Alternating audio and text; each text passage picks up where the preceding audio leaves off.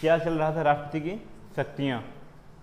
तो देखिए राष्ट्रपति से संबंधित जितने भी आर्टिकल थे वो समाप्त हो गए थे ना। 52 से लेकर कहाँ से लेके 52 से लेके कहाँ तक बताए थे, 62 तक। कहाँ तक बताए थे, 62 तक ना। 62 में क्या था, राष्ट्रपति का पद रिक्त होना। राष्ट्रपति का पद रिक्त होना यानी खाली होना ना। कितने कंडीशन पे खाली होता था, 5 कंडीशन था। पहला क्या था, जब कार्यकाल क्या हो, समाप्त हो जाए यानी पूर्ण हो जाए ना। और दूसरा क्या था, जब वो उस पर महाभियोग लग जाए। क्या लग जाए, महाभियोग। महाभियोग कहाँ लगाया जाता है, संसद में।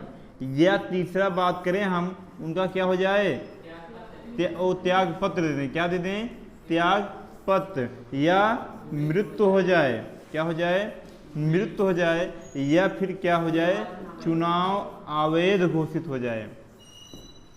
ठीक है, ये 5 कंडीशन थे।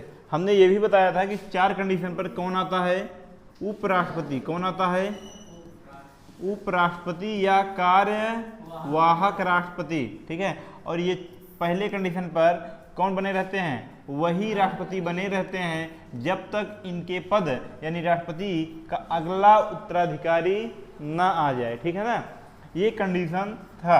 अब देखिए ये हम बता दिए थे अभी तक कि ध्यान देना, महाभियोग किसी भी राष्ट्रपति पर नहीं लगा है, त्यागपत्र कोई भी राष्ट्रपति नहीं दिया है, अवैध चुनाव किसी राष्ट्रपति का घोषित नहीं हुआ है। ठीक है, 2 कंडीशन, कार्यकाल हर 5 वर्ष में पूरा हो जाता है ना। तो ये तो लगभग तय है, लेकिन मृत्यु अभी तक कितने राष्ट्रपति का हुआ है, 2 राष्ट्रपति का। वो कौन कौन है, डॉक्टर जाकिर हुसैन और कौन भाई, फखरुद्दीन अली अहमद। पहले राष्ट्रपति कौन थे जिनकी मृत्यु हुई, डॉक्टर जाकिर हुसैन। उनके पद को संभालने यानी कार्यवाहक राष्ट्रपति के पद पर कौन आया, बीबी गिरी। यहां से ये क्वेश्चन आता है, ध्यान देना, क्वेश्चन क्या आता है, समझने की बात है। जब बीबी गिरी त्यागपत्र दिए तो वो कौन सा पद संभाल रहे थे, राष्ट्रपति का पद। तो जब राष्ट्रपति का पद संभाल रहे थे, अपने पद से क्या दिए, त्यागपत्र दिए, तो अभी तक बोला गया त्यागपत्र कोई भी राष्ट्रपति नहीं दिया है। ध्यान देना इस बात का। क्यों नहीं, ध्यान देना, क्यों बोला जाता है, क्योंकि ये कार्यवाहक राष्ट्रपति थे। क्या थे भाई, राष्ट्रपति नहीं थे। कौन से राष्ट्रपति थे, कार्यवाहक। इनका वास्तविक पद क्या था, उपराष्ट्रपति का था। समझ में आया ना। अब ध्यान देना, ये भी अपना क्या दे दिए, त्यागपत्र, पद खाली हो गया राष्ट्रपति का। अब कौन आएगा, सुप्रीम कोर्ट का मुख्य न्यायाधीश। कौन आएगा, सुप्रीम कोर्ट का मुख्य न्यायाधीश। कौन आएगा, मोहम्मद हिदायत उल्ला। ठीक है, मोहम्मद हिदायत उल्ला। अब ये हो गया। दूसरे राष्ट्रपति कौन मृत्यु हुई थी भाई, फखरुद्दीन अली अहमद। इनके जगह कार्यवाहक राष्ट्रपति कौन आया था, बीडी जत्था। कौन आया था भाई, बीडी जत्था। इस प्रकार 1 और ये 2 और ये 3, 2 राष्ट्रपति की मृत्यु हुई थी और कितने कार्यवाहक बने, 3 कार्यवाहक राष्ट्रपति बने। अब हम आगे देखेंगे, पढ़ा क्या रहे थे भाई, शक्तियां, राष्ट्रपति की शक्तियां पढ़ा रहे थे ना।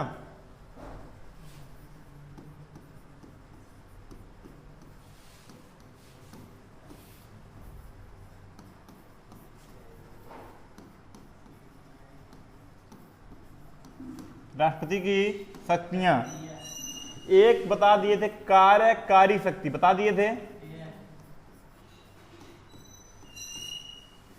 कार्यकारी शक्ति या शक्ति। और दूसरा क्या बताए थे, विधायी शक्ति बताए थे, विधायी शक्ति। और तीसरा क्या बताए थे, सैन्य शक्ति। क्या होता है? सैन्य शक्ति। चौथा हम पढ़ेंगे न्यायिक शक्ति। न्यायिक शक्ति, ठीक है। न्यायिक शक्ति है क्या? इसी को कहा जाता है क्षमादान शक्ति। क्या कहा जाता है? न्यायिक शक्ति को ही कहा जाता है क्षमादान शक्ति। और क्षमादान शक्ति होता क्या है, इसकी चर्चा ध्यान देना किसमें है? आर्टिकल नंबर न्यायिक शक्ति।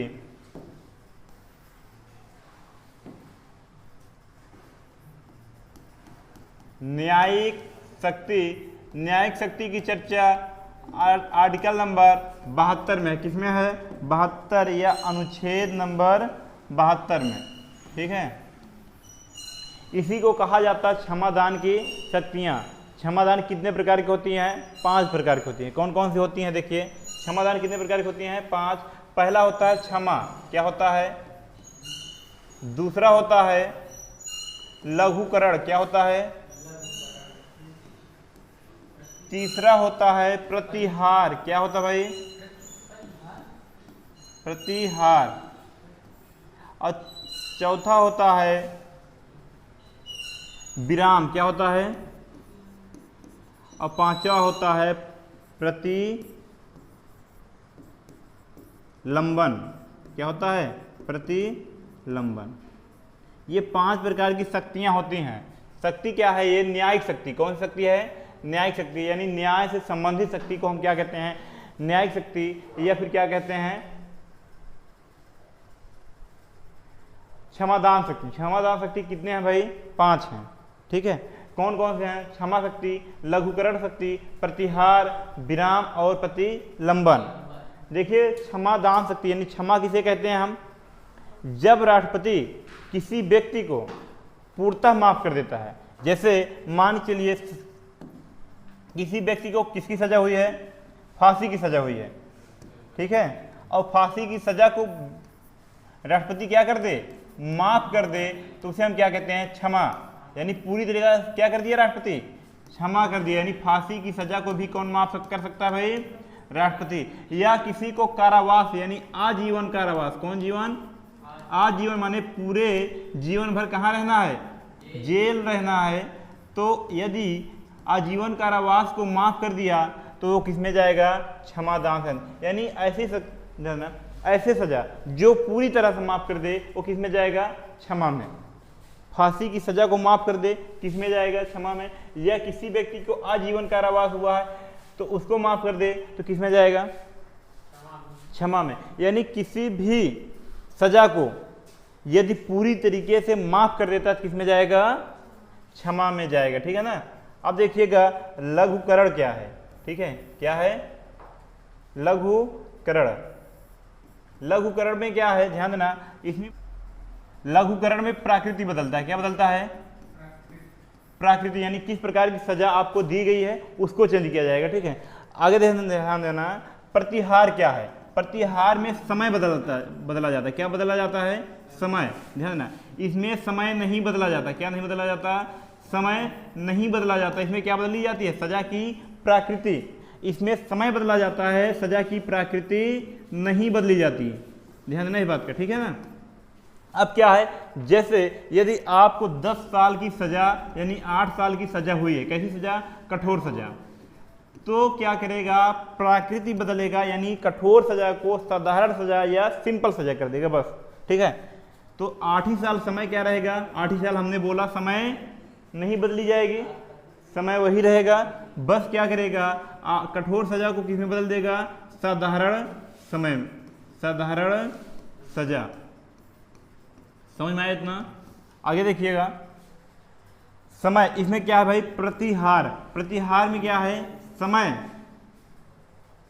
बदला जाता है, प्रकृति वही रहती है। जैसे मान के लिए इसमें क्या है? आपको 10 साल कठोर सजा हुआ है तो हमने क्या बताया? प्रकृति नहीं बदली जाती है, समय क्या किया जाता है? बदल दिया जाता है। हो सकता है 10 साल समय बदल रहा है ना, 10 साल को लेके चला जाए 2 साल, और क्या कर दे, कठोर ही रहेगा। ये क्या है, प्रकृति है सजा की। क्या है, प्रकृति है सजा की। ये क्या है, समय है ना, इसमें क्या है, समय बदला जाएगा। क्या नहीं बदला जाएगा, प्रकृति। यानी कठोर सजा था तो कठोर ही सजा रहेगा, बस क्या है 10 साल को 2 साल में करना है। ठीक है, जैसे कठोर सजा का एग्जाम्पल यदि हम समझने की कोशिश करें, मान के लिए गांव में अभी तो नहीं है, जो बैल कोल्हू यानी कहने मतलब गन्ना उन्ना निकालते हैं ना बैल घूम घूम कर, तो हो सकता है इंसान को बांध दे। ठीक है, बहुत चीज़ें मशीन से बनती हैं, इंसान से बनवाने लगे, तो ये सब क्या है, कठोर सजा है। जैसे जेसीबी से अगर हम कोई वर्क कर रहे हैं तो आसान है ना, लेकिन वही इंसान से कराने लगे तब हार्ड हो जाएगा। तो ये सब किस में चले जाएगा, कठोर सजा में चला जाएगा। ध्यान दीजिएगा, लघु कड़ा, उसके बाद क्या है, प्रतिहार। अब विराम क्या है, विराम का मतलब होता है जैसे किसी को सजा सुनाया गया है, कोई भी सजा सुनाया गया है, उसका स्वास्थ्य सही नहीं है। क्या सही नहीं है, स्वास्थ्य सही नहीं है, जिसके कारण कुछ समय के लिए उसकी सजा को क्या किया जाता है, माफ कर दिया जाता है, यानी रोक दिया जाता है, उसी को क्या कहा जाता है, विराम। ठीक है, यानी स्वास्थ्य सही ना होने के कारण क्या कर दिया जाता है, उसकी सजा को रोक दिया जाता है, उसी को क्या कहा जाता है, विराम कहा जाता है। समझ में एकदम। देखिएगा, प्रतिलंबन क्या है, इसमें भी वही कंडीशन है, यदि किसी का स्वास्थ्य सही नहीं है, ध्यान देना, किसी का स्वास्थ्य सही नहीं है या फिर किसी को मौका नहीं मिला है, इसमें फांसी की सजा सुनाई गई है। ध्यान देना, किसकी सजा सुनाई गई है, फांसी की सजा सुनाई गई है। अब क्या है, ध्यान देना आप लोग थोड़ा से कि सुप्रीम कोर्ट के बाद यदि सुप्रीम कोर्ट आपको फांसी की सजा सुनाया, उसके बाद क्या कर देता है, पेन तोड़ देता है। आप लोग देखे होंगे मूवी वगैरह ना, पेन क्या कर देता है, तोड़ देता है। इसका मतलब क्या होता है जानते हैं, अब सुप्रीम कोर्ट के बाद कोई भी न्याय सुना नहीं सकता। अब केवल किसके हाथ में है, यदि आपको बचना है तो राष्ट्रपति के हाथ में है। इसलिए यदि आपको फांसी की सजा सुनाई गई है तो कुछ समय के लिए क्या लगाया जाता है, प्रतिहार, ताकि आप राष्ट्रपति के पास दया याचिका दायर कर सकें। दया याचिका का मतलब है, हो सकता है दया याचिका दायर करने के बाद आपकी फांसी की सजा रुक जाए, रुकने के बाद माफ हो सके, या फिर अभी हमने बताया है कि फांसी की सजा को क्या कर सकता है, आजीवन कारावास में डाल सकता है। इसलिए क्या लगाया जाता है, प्रतिलंबन। समझ में आया ना, प्रतिलंबन क्यों लगाया जाता है, क्योंकि राष्ट्रपति के पास व्यक्ति क्या दायर कर सके, दया याचिका। दया याचिका दायर करने के बाद हो सकता है राष्ट्रपति क्या कर ले, एक्सेप्ट कर ले। एक्सेप्ट करने के बाद उसकी फांसी की सजा को माफ कर दे, माफ हो सकता है पूरी तरह माफ कर दे, या फिर क्या हो सकता है आजीवन कारावास में बदल दे। नहीं माफ करेगा तो उसको फांसी चढ़ना ही है। तो इसीलिए क्या लगाया जाता है, प्रतिलंबन। समझ में, कभी कभी व्यक्ति से गलती हो जाती है, ठीक है, अनजाने में। जैसे दिल्ली में हम बात करें, दिल्ली में एक व्यक्ति बस चला रहा था, ड्राइवर, हाँ, जैसे रोड सटी हुई थी और बच्चे बैठे थे, ध्यान रखना, स्कूली बस थी, बच्चे बैठे थे, वो क्या किया, घुमाया और एक बच्चे की सर क्या थी, बाहर निकली हुई थी, और बाहर निकाला था, हाँ, और उसका सर टकराया दीवार पे और वहीं जो है बच्चे की डेथ हो गई। अब ड्राइवर ने तो अनजाने में किया था, लेकिन हत्या तो किया है, तो इसके लिए उसको फांसी की सजा या आजीवन कारावास कुछ ना कुछ होगा। अब क्या है, वो दया याचिका के लिए किसके पास जाएगा, राष्ट्रपति के पास। राष्ट्रपति भी विचार करेंगे उस पर ना, कि हो सकता है ये पेशेवर अपराधी ना हो। ध्यान देना, पेशेवर अपराधी ना होने के कारण काफी हद तक रियायत मिलती है। ठीक है, प्रतिलंबन क्या है, कुछ समय के लिए क्या की जाती है, फांसी की सजा की रोक दी जाती है, ताकि आप क्या कर सकें, दया याचिका दायर कर सकें। कहाँ दायर करेंगे, राष्ट्रपति के पास। विराम माने क्या होता है, स्वास्थ्य सही ना होने के कारण आपकी सजा को क्या किया जाता है, रोक दिया जाता है। जैसे ही आपका स्वास्थ्य सही होगा, पुनः जेल आपको बुला लिया जाएगा। बहुत से लोग हैं जेल में जाने के बाद उनकी तबीयत अचानक खराब हो जाती है, ठीक है। और हाँ, ध्यान देना, 2 साल बाद गांधी जी को भी रिहा कर दिया गया था, इसी के आधार पर। गांधी जी जेल गए थे, पढ़े होंगे आप लोग, 2 साल पहले, मतलब 2 साल बाद उनको क्या कर दिया गया था, रिहा कर दिया गया था। अब देखिए प्रतिहार, प्रतिहार में क्या था भाई, हमने बताया समय चेंज किया जाता है, सजा की प्रकृति नहीं चेंज किया जाता है, ठीक है। और लघुकरण में क्या था, प्रकृति चेंज की जाती है, समय नहीं चेंज किया जाता है। इतना समझ में आया। आगे देखिए क्षमा क्या था, जब पूरी तरीके से राष्ट्रपति किसी भी व्यक्ति की सजा को माफ कर देते हैं उसे क्या कहते हैं हम, क्षमा कहते हैं। इस प्रकार ये पांचों हमारा कंप्लीट हुआ।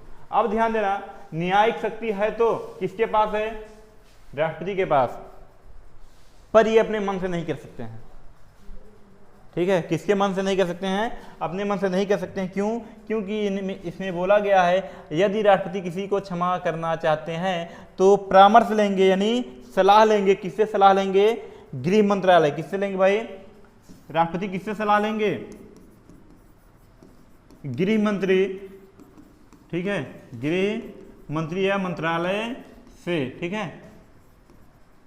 और अभी गृह मंत्रालय में कौन है भाई, अमित शाह है ना, तो इसका मतलब है कि राष्ट्रपति को किससे लेना पड़ेगा, अमित शाह से, यदि द्रौपदी मुर्मू को कुछ करना है ऐसा तब। समझ में आया। अपने मन से किसी भी सजा, किसी भी व्यक्ति की सजा को माफ नहीं कर सकते हैं। समझ में आया इतना। अब आगे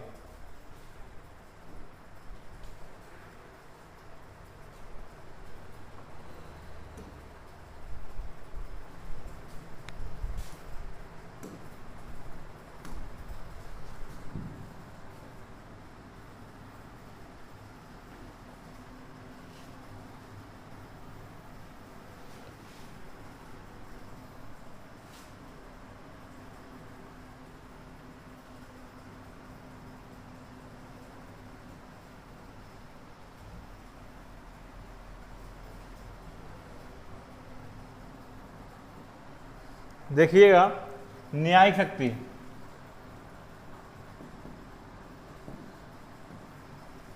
क्या है, अनुच्छेद किसमें है भाई, 72 में है।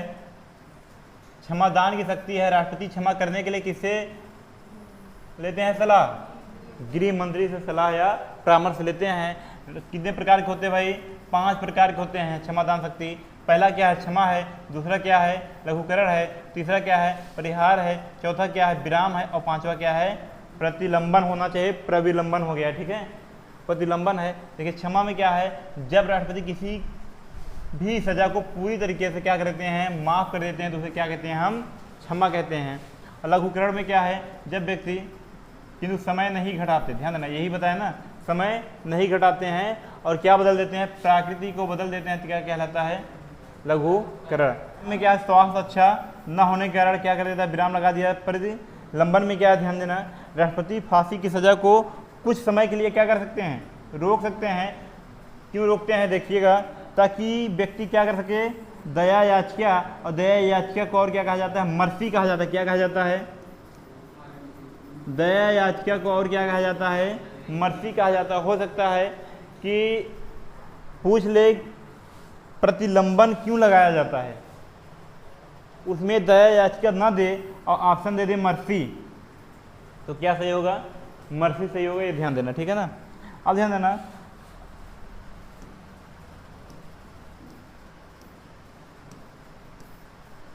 राष्ट्रपति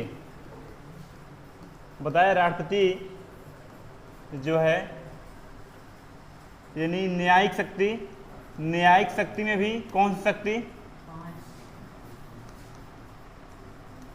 फांसी की सजा। किसकी सजा, फांसी की सजा और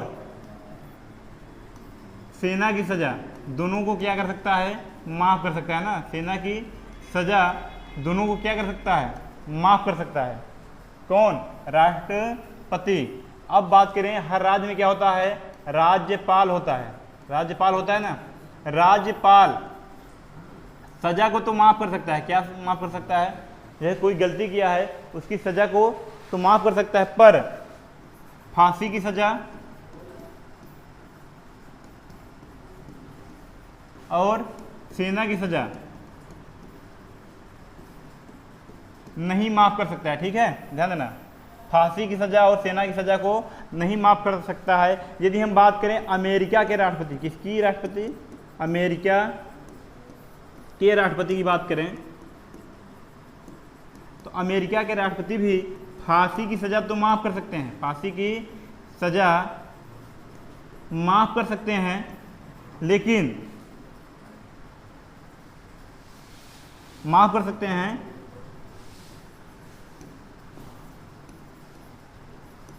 ठीक है, फांसी की सजा माफ कर सकते हैं, लेकिन सेना की सजा को माफ नहीं कर सकते, सेना की सजा को माफ नहीं कर सकते। यानी सेना का भी एक कोर्ट होता है ना, सेना भी अपने अपराधियों को क्या सुनाती है, सजा सुनाती है ना, ध्यान है। जैसे सिविल कोर्ट होता है, सिविल कोर्ट होता है, उसी प्रकार से क्या होती है, सेना कोर्ट होती है।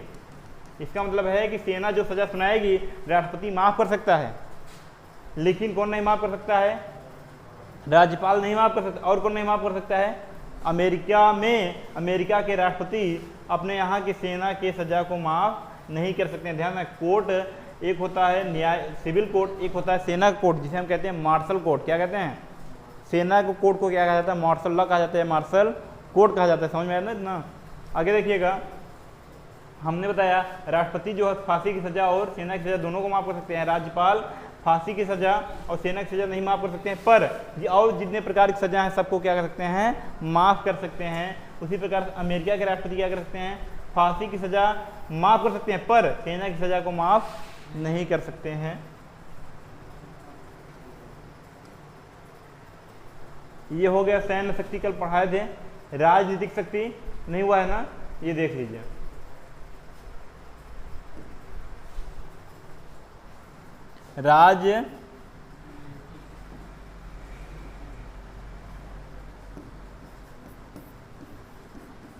राजनीतिक शक्ति, राजनीतिक शक्ति है क्या, जब किसी राजदूत को, यानी भारत के राजदूत को विदेश भेजना है और किसी विदेशी राजदूत को भारत आना है, तो इसकी अनुमति कौन देता है, राष्ट्रपति देता है। कौन देता है भाई, राजनीतिक या नैतिक शक्ति। राजदूत होता क्या है, ध्यान देना, राजदूत की भी नियुक्ति होती है यूपीएससी के तहत, ध्यान देना, ठीक है ना। यानी किसी भी व्यक्ति को कहाँ भेजना है, बाहर, यानी किसी भी राजदूत को किसी अन्य देश में भेजना है तो कौन भेजेगा, राष्ट्रपति भेजेगा। कौन भेजेगा, राष्ट्रपति भेजेगा। या अन्य देश से भारत में राजदूत आना है तो कौन बुलाएगा, राष्ट्रपति बुलाएगा। बिना राष्ट्रपति के अनुमति से कोई भी राजदूत भारत में आ नहीं सकता या भारत के राजदूत बाहर जा नहीं सकता। राष्ट्रपति से क्या लेना पड़ेगा, अनुमति लेना पड़ेगा, ठीक है। क्योंकि यदि ध्यान देना, बाहर से कोई राजदूत आ रहा है तो उसकी खबर राष्ट्रपति को होना चाहिए ना कि हमारे देश में कौन आ रहा है, कौन जा रहा है, ठीक है, ताकि उसके लिए क्या करें, सुविधाएं उपलब्ध करा सकें। क्योंकि देखिएगा, जो राजदूत बाहर से आएगा उसके सिक्योरिटी यानी रक्षा के लिए कुछ ना कुछ पुलिस वगैरह को नियुक्त करना पड़ेगा ना, ताकि उसकी क्या हो सके, रक्षा हो सके। नहीं तो यदि विदेशी राजदूत को कुछ होता है तो बहुत बड़ा हंगामा होता है, ध्यान देना। इसलिए बोला गया है राजनीतिक शक्ति में, किसी भी राजदूत को विदेश भेजना है या विदेश से भारत बुलाना है तो इसका जिम्मेदार यानी इसका मुख्य कौन होता है, राष्ट्रपति होता है, ठीक है। अब इसके बाद ध्यान देना, यदि किसी भी मंत्री को, कोई भी मंत्री हो, भारत छोड़कर किसी अन्य देश यानी विदेश जाना है तो किससे अनुमति लेगा, राष्ट्रपति से बिना अनुमति के जा नहीं सकता है, कोई भी मंत्री हो, ठीक है। यदि कहाँ जाना है, विदेश जाना है तो किससे अनुमति लेना पड़ेगा, राष्ट्रपति से। बिना अनुमति के वो विदेश जा नहीं सकता है, ठीक। इसमें क्या था राजनीतिक में, राजदूत को यदि विदेश भेजना है या विदेशी राजदूत भारत आ रहे हैं तो किससे अनुमति लेना होगा, राष्ट्रपति से, ठीक। या फिर किसी भी मंत्री को विदेश जाना है तो किससे अनुमति लेगा, राष्ट्रपति से। ये थी हमारी क्या, राजनैतिक शक्तियाँ, राजनैतिक शक्तियाँ। देखिएगा,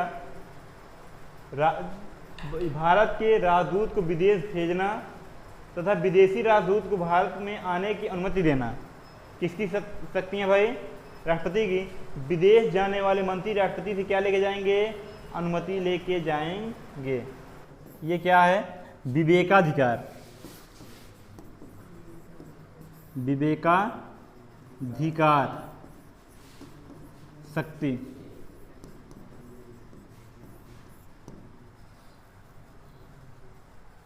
ध्यान देना, विवेकाधिकार शक्ति में है क्या? विवेकाधिकार का मतलब होता है जब राष्ट्रपति अपने विवेक से काम लेते हैं। किससे काम लेते हैं? विवेक, यानी अपने बुद्धि से काम लेते हैं, तो उसे क्या कहा जाता है? विवेकाधिकार। विवेक माने बुद्धि ही होता है ना।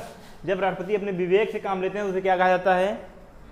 विवेकाधिकार। ठीक है, विवेकाधिकार में है क्या? वही जब ध्यान देना, चुनाव होता है। कौन सा चुनाव होता है? सांसदीय चुनाव होता है। ठीक है, सांसदीय चुनाव होता है। और जब सांसदीय चुनाव में कई पार्टियां चुनाव लड़ती हैं, जैसे मान के लिए क्या था, इंडिया यानी कांग्रेस का गठबंधन था, बीजेपी, ठीक है, चुनाव लड़ी, कई पार्टियां थी, बट चुनाव लड़ी और किसी भी पार्टी का क्या सिद्ध नहीं हो पाया? बहुमत यदि सिद्ध नहीं हो पाया तो उस स्थिति में क्या कहलाता है? त्रिशंकु। क्या कहलाता है? त्रिशंकु। यानी जब किसी भी पार्टी का बहुमत सिद्ध ना हो पाए तो उसे हम क्या कहते हैं? त्रिशंकु कहते हैं। और त्रिशंकु की स्थिति में क्या करते हैं? राष्ट्रपति अपने विवेक का उपयोग करते हैं और अपने विवेक से किसी भी एक व्यक्ति के, यानी किसी भी एक पार्टी के नेता को बुलाते हैं, उन्हें क्या बना देते हैं? पीएम, यानी प्रधानमंत्री बना देते हैं। क्या बना देते हैं? प्रधानमंत्री। और प्रधानमंत्री बनाने के बाद उनसे क्या कहते हैं? 30 दिन के अंदर अंदर आपको क्या सिद्ध करना है? बहुमत सिद्ध करना है। क्या सिद्ध करना है? बहुमत सिद्ध करना है। यदि व्यक्ति 30 दिन के अंदर अंदर बहुमत सिद्ध कर दिया तो उसकी सरकार बनी रहेगी। यदि 30 दिन के अंदर अंदर बहुमत सिद्ध ना कर पाया तो उसकी सरकार क्या हो जाएगी? गिर जाएगी। और बहुमत सिद्ध ना होना ही क्या कहलाता है? सरकार गिर गई। और जब सरकार गिर जाएगी दोबारा चुनाव होगा। क्या होगा? चुनाव क्या होगा? दोबारा होगा। ध्यान देना, विवेकाधिकार का अर्थ क्या है? जब राष्ट्रपति अपने विवेक का उपयोग करते हैं, यानी बुद्धि का उपयोग करते हैं, तो ये क्या कहा जाता है? विवेकाधिकार कहा जाता है। ठीक है, अब विवेकाधिकार का उपयोग क्या है? जब संसदीय चुनाव होता है और जब कई पार्टियां लड़ती हैं और किसी भी पार्टी का बहुमत सिद्ध ना हो पाए तो उसे हम क्या कहते हैं? त्रिशंकु। क्या कहते हैं? त्रिशंकु की स्थिति कहते हैं। अब त्रिशंकु की स्थिति में राष्ट्रपति किसी भी पार्टी की एक व्यक्ति को बुलाएंगे, उसको क्या बना देंगे? पीएम, यानी प्रधानमंत्री बना देंगे। प्रधानमंत्री बनाने के बाद उससे क्या कहेंगे? 30 दिन के अंदर अंदर आपको क्या करना है? बहुमत सिद्ध करके दिखाना है। यदि बहुमत सिद्ध कर दिया तो उसकी सरकार बनी रहेगी, चलती रहेगी, नहीं तो क्या हो जाएगी? सरकार गिर जाएगी। और यदि बहुमत नहीं सिद्ध कर पाया तो दोबारा चुनाव होगा 30 दिन के बाद। इसी को क्या कहा जाता है? विवेकाधिकार या शक्ति। आगे है अध्यादेश की शक्ति। क्या है? अध्यादेश की शक्ति।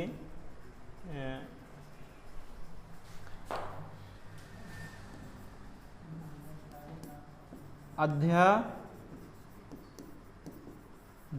की शक्ति। अध्यादेश की शक्ति का मतलब होता है क्या? बताते हैं। अध्यादेश की शक्ति जो है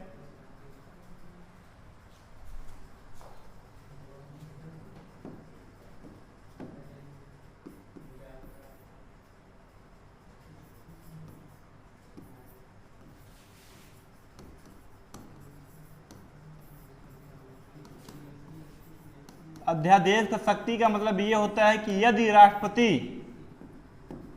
ध्यान देना, यदि राष्ट्रपति चाहे तो कोई भी आदेश दे सकते हैं और वही आदेश क्या माना जाएगा? कानून माना जाएगा। ठीक है, यदि राष्ट्रपति कोई आदेश देते हैं और वही क्या माना जाएगा? कानून माना जाएगा। जैसे सत्र साल में 3 बार चलता है। कितनी बार चलता है? 3 बार चलता है। पहला क्या है? सत्र 3 होते हैं। कुल सत्र कितने चलते हैं? 3। ठीक है, यानी सत्र का मतलब ये होता है कि सांसद में जब लोग, यानी लोकसभा के लोग बैठते हैं उन्हें क्या कहा जाता है? राज्यसभा के लोग बैठते हैं उन्हें क्या कहा जाता है? सत्र कहा जाता है। साल में 3 ही बार बैठते हैं। पहला बैठते हैं फरवरी से लेकर मई तक, जिसे क्या कहा जाता है, बजट सत्र। क्या कहा जाता है, यानी पहला है बजट सत्र, ठीक है, और दूसरा क्या है, मानसून सत्र, और तीसरा क्या है, शीतकालीन सत्र। शीतकालीन सत्र, और दूसरा होता है, ये तो मई तक बैठा ना, 1 महीना गैप हो जाएगा, मई बाद क्या होता है, जून, ये बैठेगा जुलाई से अगस्त, ठीक है, फिर नवंबर से दिसंबर। अब देखिए गैपिंग है कि नहीं, मई के बाद जुलाई है, जून महीना खाली है, अगस्त बाद क्या आया, नवंबर आया, सितंबर अक्टूबर खाली है ना। तो हो सकता है जून में कुछ नियम लाना हो या सितंबर अक्टूबर में कुछ नियम लाना है। तो सत्र तो चल नहीं रहा है, नियम बनाता कौन है, लोकसभा में जितने सदस्य हैं मिलकर या राज्यसभा में जितने सदस्य हैं मिलकर क्या बनाते हैं, नियम या कानून बनाते हैं, विधेयक बनाते हैं ना। यदि ये नहीं है तब कौन बनाएगा, तो ये अधिकार किसको दिया गया है, राष्ट्रपति को। यदि इस अधिकार का उपयोग करता है तो क्या कहलाता है, अध्यादेश। कितने होते हैं, बजट सत्र होता है, क्या होता है, बजट सत्र। दूसरा क्या है, मानसून सत्र, और तीसरा क्या है, शीतकालीन सत्र। इसकी चर्चा आगे भी होगी, ठीक है, तो वहाँ डिटेल पढ़ाया जाएगा कि बजट सत्र में क्या है, मानसून में क्या है और शीतकालीन में क्या है। तो ध्यान देना, अध्यादेश की शक्ति है जब सत्र, ये क्या है, सत्र हैं, सत्र ना चलते रहें तब यदि नियम या कानून बनाना है तो कौन बनाएगा भाई, राष्ट्रपति बनाएगा। कौन बनाएगा, राष्ट्रपति बनाएगा। और उसके बाद राष्ट्रपति यदि किसी नियम को बना दिया या किसी अध्यादेश को जारी कर दिया तो उसकी अवधि मात्र कितने माह रहती है, 6 माह रहती है। ध्यान देना, कितने माह रहती है, 6 माह रहती है। कोरोना काल कब चल रहा था, लगभग 2020 से ये हो गया था ना चालू, तो 2020 से कोरोना काल चालू हुआ था, ठीक है। उसी के दौरान क्या था कि ये सत्र नहीं चलते थे, राष्ट्रपति ने अध्यादेश जारी कर दिया था। क्या किया था, कृषि कानून, याद है, कृषि कानून जारी किया था ना, याद है, जिसके लिए गाजीपुर बॉर्डर पे हंगामा हुआ था। समझ में आया, बहुत से किसान लोग क्या दे रहे थे, धरना दे रहे थे। धरना देना और उपस्थित होना एक अलग बात है, ठीक है। यदि आप आराम से धरना दे रहे हैं तो आपकी बातों को दबाया नहीं जा सकता, लेकिन आप अगर हंगामा पर उतर आए हैं तो आपको तुरंत दबा दिया जाएगा। लोग कहते हैं गांधी जी अहिंसा होकर क्या किए, ध्यान देना, लोग कहते हैं ना अहिंसा, यहां देखना, जो किसान यहां बैठे थे, केवल बैठे थे, कुछ नहीं कर रहे थे, लड़ाई झगड़ा कुछ नहीं, केवल बैठे थे, इनके बात को क्या कर दिया गया, मान लिया गया था। अच्छा ध्यान देना, कृषि कानून को क्या किए थे, अध्यादेश जारी किया था। कौन किया था भाई, राष्ट्रपति। कितने महीने तक मान्य रहता है, 6 महीने तक। यदि 6 महीने तक मान्य है उसके बाद ऑटोमेटिक क्या हो जाता है, खत्म हो जाता है। क्या हो जाता है, तो जितने किसान खुश थे, क्यों खुश थे कि ये जो नियम आया है केवल कितने महीने के लिए है, 6 महीने के लिए, उसके बाद समाप्त हो जाएगा, कोई दिक्कत होने वाली नहीं है। दिक्कत तो तब खड़ी हो गई जब संसद में सत्र चलने लगा। क्या चलने लगा, सत्र चलने लगा और इस कानून को मान्यता दे दी गई। यानी इस कानून को संवैधानिक मान्यता यानी दे दी गई। किसके द्वारा दे दी गई, लोकसभा के सदस्यों द्वारा। अब ध्यान देना, यहाँ एक मुख्य बात यह होती है, यदि कोई अध्यादेश राष्ट्रपति जारी करते हैं, ध्यान देना, अध्यादेश राष्ट्रपति कोई जारी करते हैं, जैसे मान के लिए यही किसान बिल था, कृषि कानून था ना, यदि राष्ट्रपति जारी करते हैं तो इनका टाइम क्या है, मैक्सिमम 6 माह है। लेकिन 6 माह के अंदर अंदर यदि संसद इसे क्या करती है, प्रस्तुत करती है, यानी कानून बना देती है, संशोधन कर देती है, तो ये हमेशा के लिए क्या हो जाएगा, लागू हो जाएगा, ठीक है, हमेशा के लिए चलने लगेगा। तो यही हुआ था कि 6 महीने के अंदर अंदर सत्र स्टार्ट हुआ और सत्र स्टार्ट होने के बाद इसमें संशोधित करके क्या किया गया, इसको कानून के रूप में दे दिया गया, ठीक है, कानून बना दिया गया। तब मामला फंसा, तब जाके क्या होने लगा, अनशन होने लगा, और किसान लोग क्या करने लगे, रोड पे बैठने लगे, गाजीपुर रोड पे, ठीक है, गाजीपुर बॉर्डर पे बैठे थे, ठीक है। दिल्ली आप लोग सुने होंगे ना, कृषि के लिए वहाँ किसान कम से कम 1-1.5 साल थे, न ठंडी देखे न गर्मी देखे न बरसात देखे, हमेशा क्या थे, जटे थे, ठीक है। अब ध्यान देना, मैक्सिमम कितना समय है भाई, 6 माह, ठीक है। लेकिन एक कंडीशन ये भी है, 6 माह से 6 हफ्ता बदलेगा। कैसे बदलेगा, यदि संसद में सत्र स्टार्ट हुआ, क्या हुआ, सत्र स्टार्ट हुआ, सत्र स्टार्ट होने के दिन से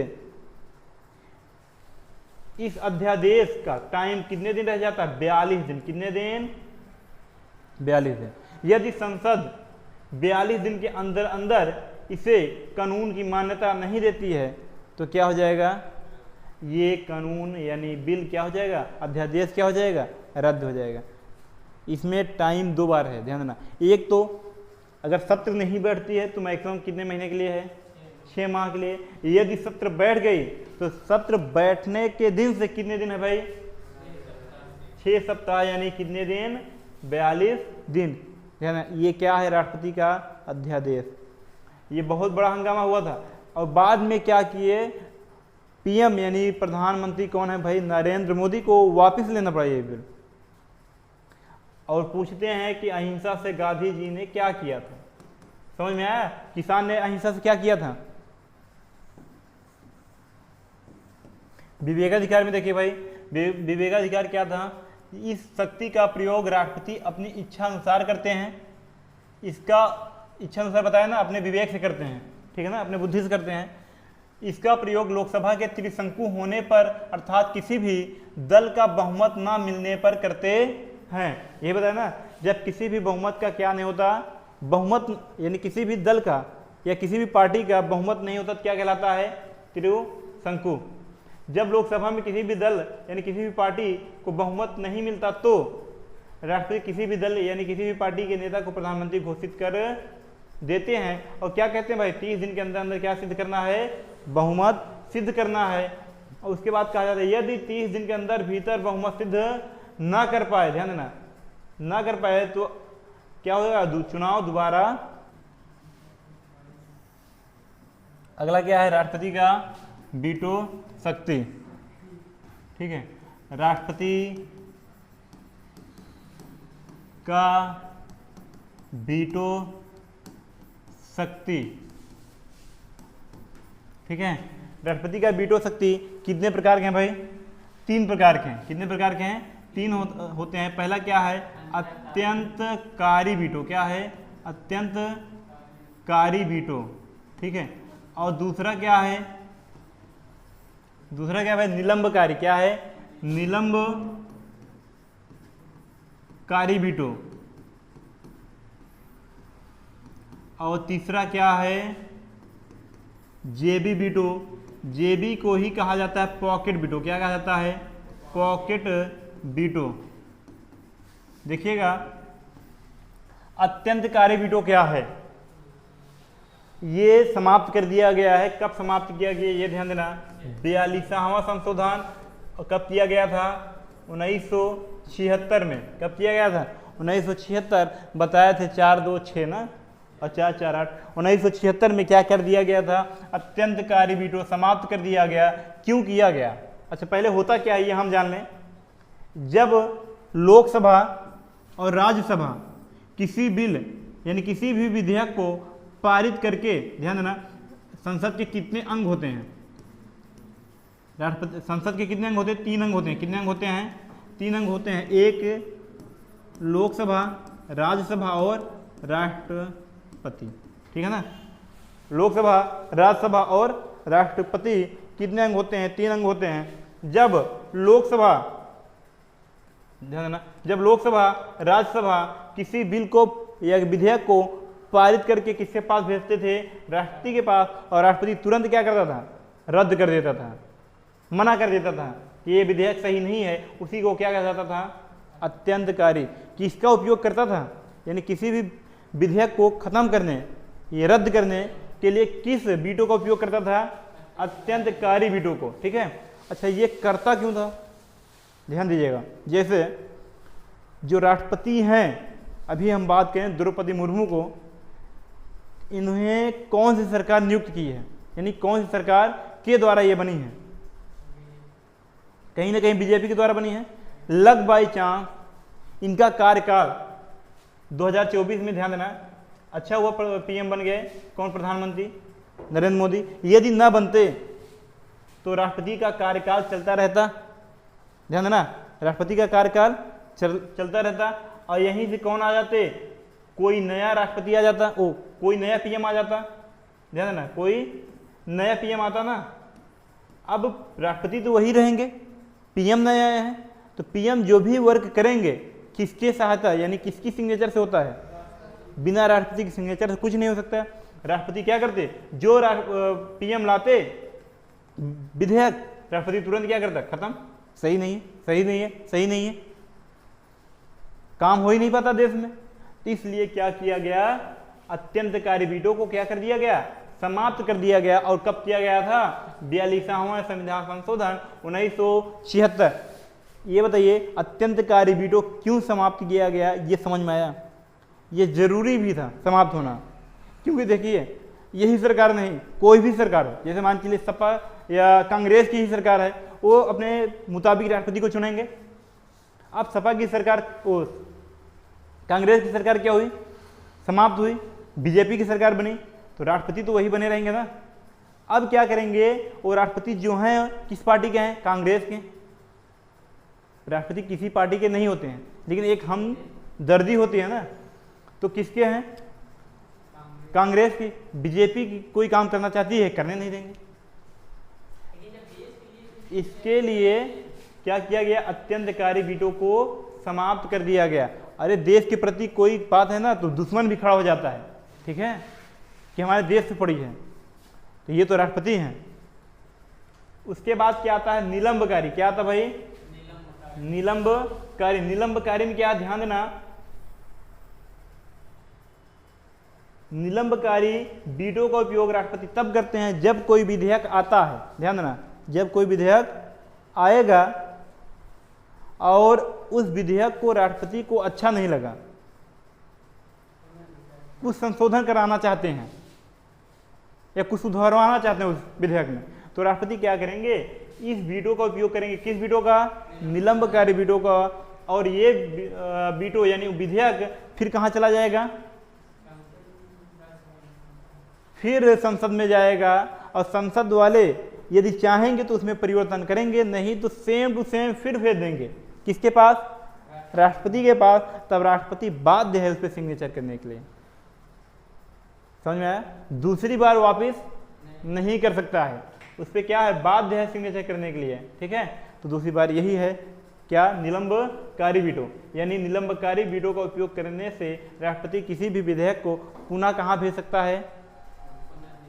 संसद भेज सकता है। उस पर सुधार हो भी सकती है और नहीं भी हो सकती है। अगर ध्यान देना 50% यानी साधारण बहुमत, कौन सा बहुमत? साधारण बहुमत को 50% मत कहते हैं, ठीक है। साधारण बहुमत से पारित किया है तो साधारण बहुमत से दोबारा पारित करके भेज देगा, जाओ ले जाओ, कोई बात नहीं। तो दूसरी बार राष्ट्रपति को सिग्नेचर करना क्या हो जाएगा? मजबूरी बन जाएगी, यानी बाध्य है दूसरी बार करना। लेकिन एक वीटो और होता है, पर हमारे यहाँ नहीं है। वो कहाँ होता है? अमेरिका में होता है। उसको कहते हैं क्वालिफाइड वीटो। क्या कहते हैं? Qualified veto. क्या कहते हैं? क्वालिफाइड वीटो, ठीक है। क्या कहते हैं? Qualified veto. कहाँ उपयोग किया जाता है? अमेरिका में। अब इसमें क्या है? यदि राष्ट्रपति एक बार किसी विधेयक को संसद भेजा, अगर उसको साधारण बहुमत से पास किए, किसके बहुमत से? साधारण बहुमत से पास किए हैं, यानी 50% से, तो अगर राष्ट्रपति दोबारा भेज दिया संसद, तो अब वहां की संसद क्या करती है? इसको 66% है। किससे परसेंट? 66 है, यानी 2/3। कितना तिहाई? और 50% क्यों कहते हैं? एक आधा बहुमत, ठीक है ना। और 66% क्या कहते हैं? 2/3 बहुमत। और इसी को कहा जाता है विशेष, लिखेंगे नहीं, विशेष संशोधन। साधारण बहुमत या विशेष बहुमत, ठीक है, क्या कहा जाता है, विशेष बहुमत से क्या करना पड़ता भाई, पारित करना पड़ता है। लेकिन ये है कहाँ, अमेरिका में है। हमारे यहाँ क्या है, निलंबकारी, यदि 50% से पारित किया है, दूसरी बार भी क्या करेगा, 50% से पारित कर देगा, और उसके बाद राष्ट्रपति क्या हो जाएंगे, बाध्य हो जाएंगे सिग्नेचर करने के लिए। अब देखिए क्या है जेबी वीटो। जेबी वीटो में क्या है, ये राष्ट्रपति तब उपयोग करते हैं जब राष्ट्रपति को लगता है कि ये विधेयक सही नहीं है, और सही नहीं है और ना तो चाहते हैं इस पर सिग्नेचर किया जाए, यानी हस्ताक्षर किया जाए, और ना चाहते हैं हम इसको वापस कर दें। ध्यान देना, न तो वापस किए न तो हस्ताक्षर किए, क्या किए, अपने पास रख लिए, ठीक है। तो इसी को क्या कहता है, जेबी वीटो। अभी तक एक ऐसे राष्ट्रपति हैं जो जेबी वीटो का उपयोग किए हैं, वो हैं ज्ञानी जैल सिंह। कौन है भाई, ज्ञानी जैल सिंह। इन्होंने ही किसका उपयोग किया है, पॉकेट या जेबी वीटो का, ये क्वेश्चन आता है। और किस संशोधन पे किए थे, डाक संशोधन। कौन सा संशोधन था, डाक संशोधन, ठीक भाई। राष्ट्रपति का वीटो शक्ति यही समाप्त होती है। कितने प्रकार की शक्ति हैं, 3 प्रकार की हैं। कौन कौन सी हैं, अत्यंतकारी, दूसरा क्या है निलंबकारी, और तीसरा क्या है जेबी वीटो या पॉकेट वीटो ना। अत्यंतकारी वीटो क्या हो गया, समाप्त। कब किया गया, 42वां संशोधन 1976, ठीक। जब पूरी तरीके से रद्द करेंगे अत्यंतकारी, पुनः विचार के लिए भेजेंगे निलंबकारी, और जब अपने पास ही रख लेंगे, कहीं नहीं भेजेंगे, अंदर सिग्नेचर करेंगे, तो क्या कहलाएगा, जेबी वीटो। एक वीटो और होता है, क्या होता है, क्वालिफाइड वीटो। इसका उपयोग कहाँ किया जाता है, अमेरिका में। इतने प्रकार की शक्ति हो गई आप लोगों को, कार्यकारी, विधायी शक्ति, सैन्य शक्ति, न्याय शक्ति, राजनीतिक शक्ति, विवेका, अध्यादेश, और ये क्या है, राष्ट्रपति का वीटो शक्ति। कल बताएंगे विशेषाधिकार और आपातकालीन शक्ति, और शक्तियां क्या हो जाएंगी, समाप्त।